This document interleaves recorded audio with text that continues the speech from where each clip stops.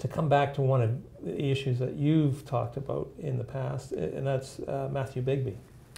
Yes. And I understand a few years ago his statue was also taken down, but in a little bit more of a discreet way. Yeah, Matthew Bigby is interesting. The Law Society of BC has also basically said some very terrible things about him. And the guy who stood up for him was a guy named Tom Berger. Tom Berger, who pioneered the Indigenous rights land titles in the Canadian law. No one has done anything as close to what Tom Berger has done for Indigenous rights. And Tom Berger is the guy who stood up for Matthew Bigby. He said, "You got him wrong.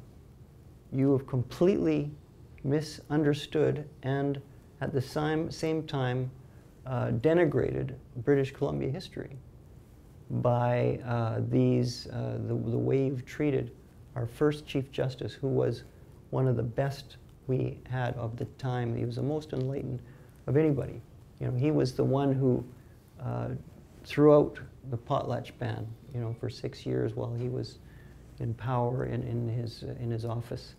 And that was a decision, a court decision that he made, yeah. Yes, yeah, and he got, I think, 11 Indigenous people, you know, got them appealed so that they wouldn't have the death penalty, and he was the only one of any major official to stand up for the Chinese in the Royal Commission when they were trying to figure out, should we really have any more Chinese immigration, and he stood up for them and said, this is all racial jealousy.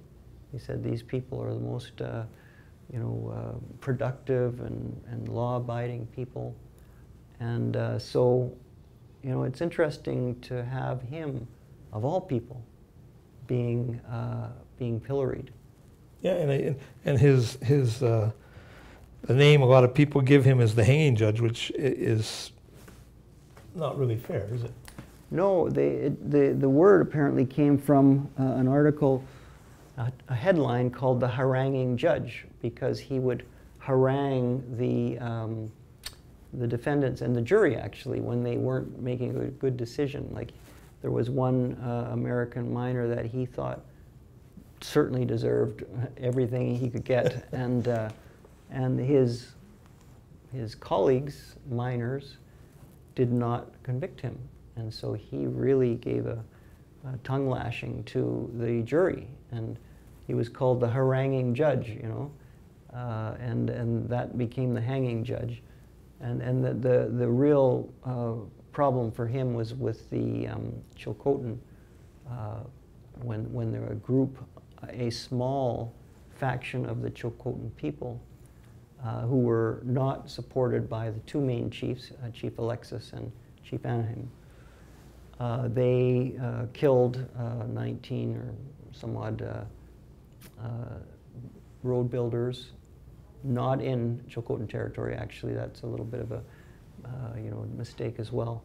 But there was this terrible situation where they did, and then Chief Alexis, Chief Anaheim were not in favor of this, and they helped to bring in the people that had done this. And this was the jury trial, and so Tom Berger makes the point that this was not his decision. This was the jury's decision. He oversaw the trial. He wasn't happy about the trial. He had misgivings about it, but it was a very emotional time, with the people. They had their bodies mutilated and thrown in the river, and these were all pretty emotional times. And so they were guilty. They were declared guilty by the jury, and there is no other option. It's a capital punishment. Yeah, and as I understand it, back in that time, if somebody was found guilty of murder, it was you were going to be executed. That was the law. That was it. Yeah. It wasn't like you had a lot of choice. Mm-hmm. Let me move on to one more statue, and it was over in Victoria, who one of Victoria's former MPs, he was had a statue there for the work that he had done during his life, and that was John A. Macdonald. Macdonald actually lost a by-election in one of the elections, lost his seat in one of the elections in Kingston. And so he ran in the by-election of Victoria and was Prime Minister. But as we know, there were some issues with various people complaining about how Macdonald's statue outside of the City Hall, and it was taken down, and I actually don't even know where it is right now. But there was a big protest against that. There was not necessarily a march, but a lot of people spoke up and sent emails in, and it seems like only one side of the story is getting listened to and reacted to these days. What's your take on that? Well, he was such an important part of the creation of the country. I think you could say that no one was perfect. I don't know the story well enough, but he had the U.S. breathing down his neck. They had just bought Alaska. They wanted British Columbia. They wanted to take over this area, and which would have been a serious problem for Aboriginal people, certainly. I think it's really terrible that that you look at his life. You have to judge it in terms of what was the morals and the values of that time, and what he did for this country, what no one could have done. He pulled it together, and we are living in the benefits of what he did. So we should be respectful of our past. We don't have to respect everything everybody did.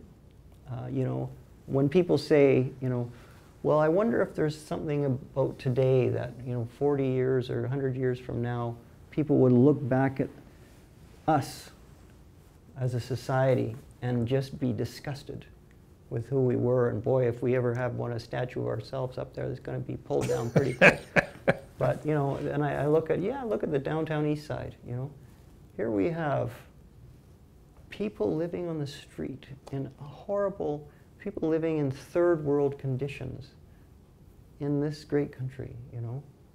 And we go about our lives. We have 9,000 people dead of a completely preventable overdose problem, and we carry on.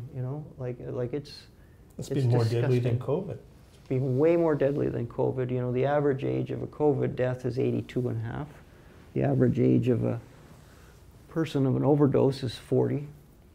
So every life you lost from an addicted person, you lost basically 40 more years of life, than the average COVID death. So it's hard to believe, and the fact that we have people today that are so quick to judge 150 years ago. I mean, Romulus did some terrible things. We're not going to change the city of Rome. Paris, the Greek goddess, she did some really bad things. We wouldn't really approve of that. You're going to change Paris? Come on. They eventually may get their own identity, and you think about some of the schools that the names have been changed, and my mother went to Begbie School, and she loves that. She doesn't know who Begbie was, but she has this sense of continuity about all the children that have gone there, and has, that it's developed its own identity. And and just to also add that the Truth and Reconciliation Commission rejected changing names and taking down statues. They said it smacks of revenge, and it can be counter to reconciliation. So the woke thing that's going on now is really quick to change names and do these cosmetic things, but meanwhile, we got the downtown east side happening,